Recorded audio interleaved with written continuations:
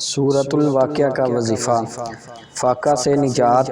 اگر کوئی شخص فاقوں سے تنگ ہو اور گھر میں اکثر فاقہ رہتا ہو تو روزانہ مغرب کی سنتوں میں سورۃ الواقعہ پڑھتا رہے تو فاقہ سے نجات حاصل ہوگی اور عیش سے زندگی بسر کرے گا۔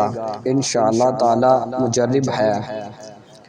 طلب بارش کے لیے جب بارش کی ضرورت ہو اور بارش نہ ہوتی ہو تو 7 مرتبہ روزانہ سورۃ الواقعہ پابندی کے ساتھ پڑھی جائے۔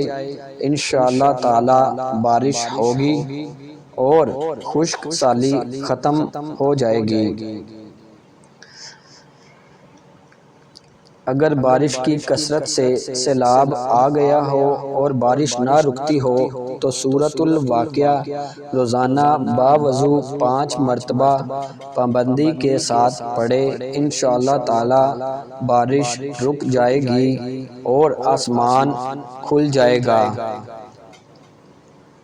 باغ میں پھلوں کی کثرت اور تمام آفات سے حفاظت۔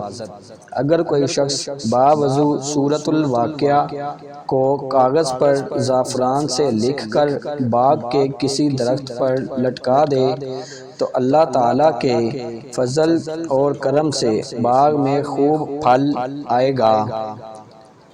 خوب پھل آئیں گے اور باغ ہر قسم کی ارضی و سماوی آفات سے محفوظ رہے۔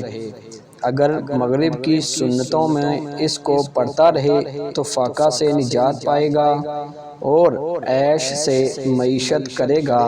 انشاءاللہ تعالی مجرب ہے۔